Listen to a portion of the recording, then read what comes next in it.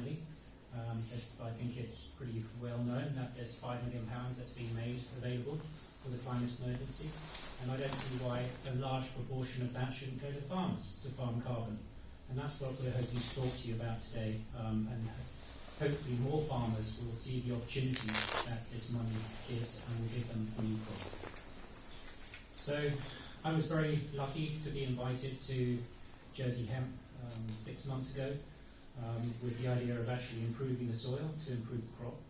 And while I was there, bumped into Terry, who said gave me the same opportunity to do the same with his Jersey tea. And both Chris and Terry, doctors in their own right, are going to be talking a little bit about the journey they're on as well, that we're all on together. Very quickly, we have a choice. We can either farm carbon or we can emit carbon up into the atmosphere. And it doesn't matter whether you're in business, it doesn't matter whether you're an individual, whether you're a farmer. The choice is yours. Mother Nature is very specific though. She has 3 ways of getting rid of organic matter.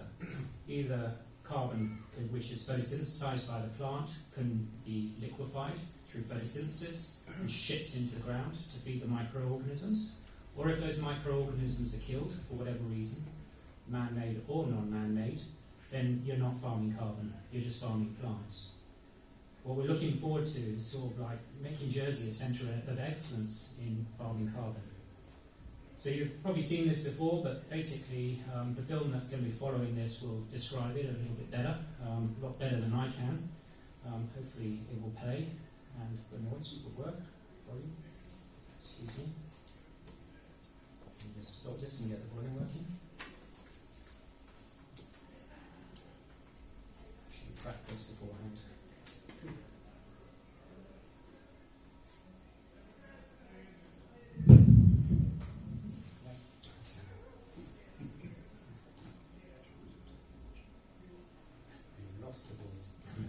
I'm going to come back to that film at the end when the other guys are talking, because it will explain it, but it's worth watching.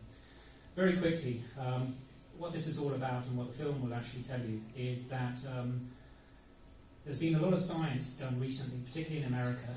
The UK are catching up, and we're very pleased to say that we now have a young Jersey holier student at Warwick University who's starting to do a lot more work into this.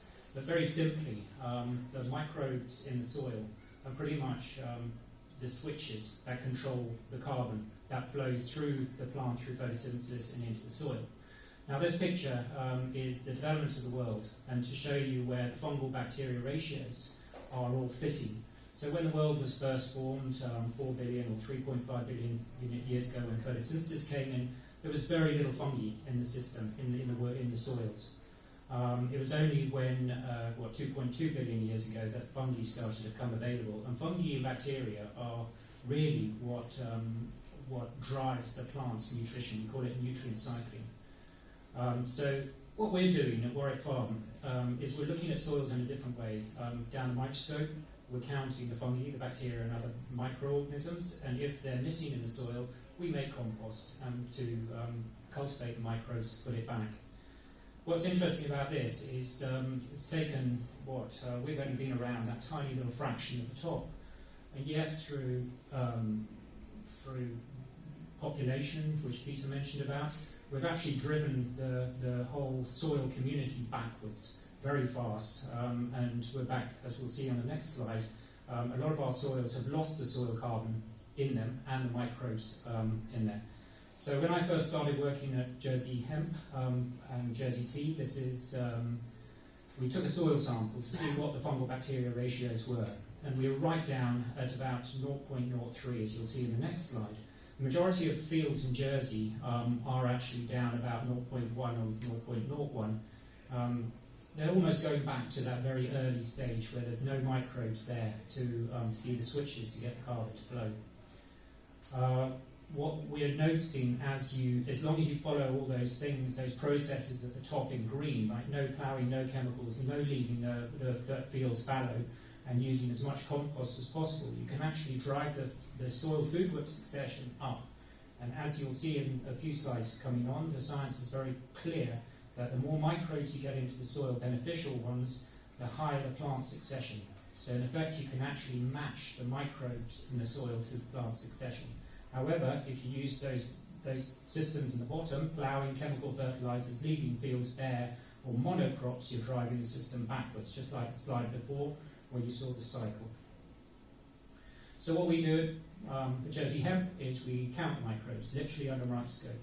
You can see the fungal bacteria ratio, where it should be. This is for Calidia sinensis, which is the tea plant, where it should be and where it is actually at the moment, 0.4 to 1. So we're missing all that life in the soil. So how do we get in? How do we get it back? And we'll go into that in a minute.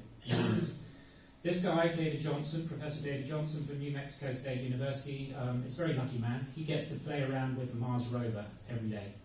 The Mars rover was counting the carbon, the real carbon, in the different forms of carbon. And what he's come up with is all the carbon that the plant can photosynthesize out in the atmosphere, and this is where it is stored. If your fungal bacteria ratio in the soil is low, the plant cannot access the full amount of carbon it's capable of photosynthesizing. In this case, 0.4 to 1 will only, the plant can only sequester 3% of its potential. As soon as you increase the fungal bacteria ratio to what the plant requires, i.e. the bottom right-hand corner, 3.68, it's then able to sequester 56% of its total capability. So the microbes play a massive part in the switches in the soil to make things happen. So how does it work in Jersey? Well, you can go to a restaurant, as of today, in town, because you can eat there in a carbon neutral environment, and they are determining what the price of carbon should be. Their food waste then comes up to Warwick Farm, which has a license to process food waste. It gets fed into a machine that is actually paid for by this restaurant as a means of getting rid of its food waste, its responsibility, and the clients are obviously contributing to that. You can see the bottom right-hand corner where food waste turns to soil in 24 hours. That's stripping the carbon out of the food waste. 50% of the output, the soil output, is carbon, photosynthesized carbon. So there is the machinery to strip carbon out of the atmosphere, and we have it here in Jersey. We then need to add the microbes to it, and so it goes through a separate composting process, which again is happening right now at Warwick Farm. The result is all of those products that you see on the side, which are pretty much microbial based, and they can get applied to any soil anywhere in the island to increase the fungal bacteria ratios of the soil. The farmers can carry on doing their chemical, physical applications, but we hope that they can reduce them as the microbial presence increases. It's like coming off antibiotics. It's not a good idea to come off them straight away, but to drop off them. And we hope that we'll make a strong enough case for farmers to realise they really don't need these antibiotics anymore. So this is how does it work in reality, and this is thanks to Terry. This is the Jersey tea. I was brought in June 2019. Fungal bacteria the ratio was 0.25 to 1. That's what the plants looked like when we photographed them. In July, it had gone up to 0.15 to 1. In September, it's up to 0.55 to 1. Look how the tea plants are really responding.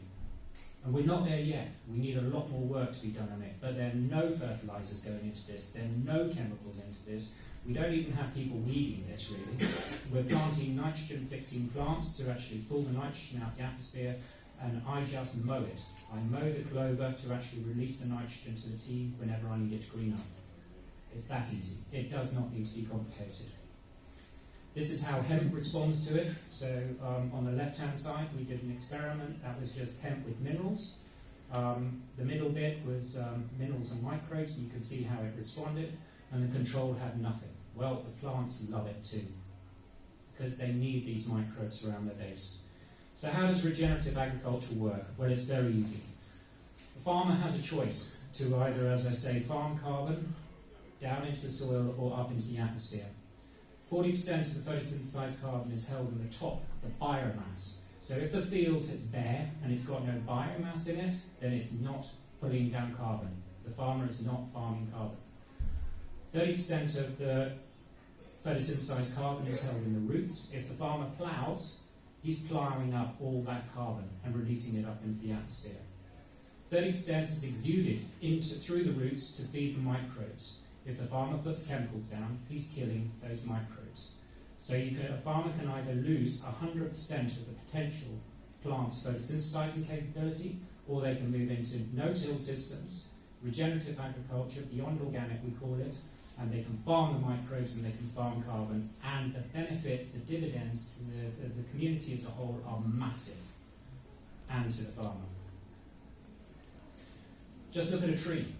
Everyone's talking about trees as being sort of like the saviour of climate change. But if you haven't got your soil right, the tree is not capable of photosynthesizing that 1 ton of carbon back into the soil. So is it the saviour? No. The saviour of us is going to be the way we treat and the way we manage soil. And we've got to feed, and we've got to learn to feed the soils in Jersey. I always use before I end off and hand over, I always use the example that we produce a huge amount of potatoes in Jersey which get exported. Every single potato mines Jersey of the minerals. Those potatoes are exported to the UK. UK people benefit from our minerals. They send us food over to Jersey which we consume, and anything that we don't consume gets incinerated.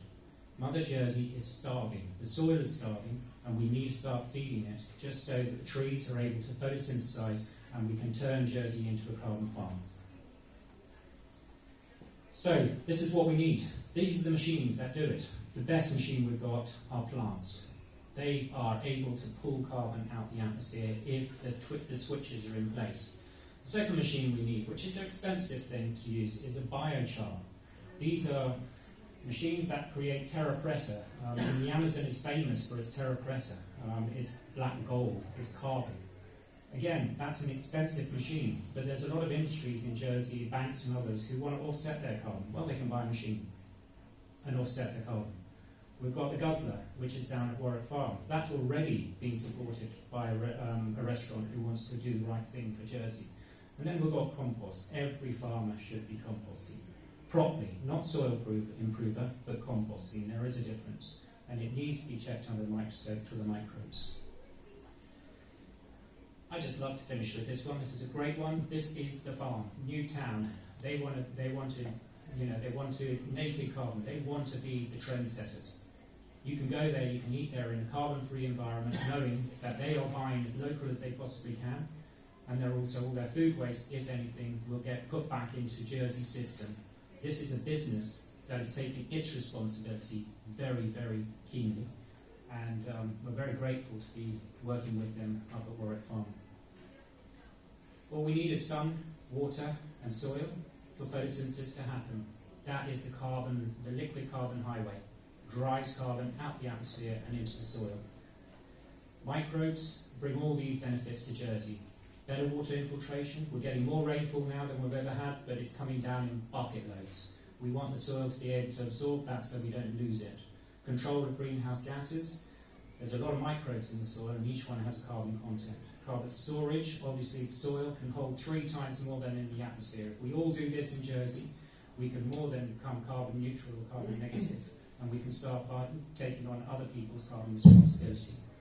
Obviously soil structure will improve, runoff and erosion will get better, biological activity is good because you get more air into the roots so the plants benefit.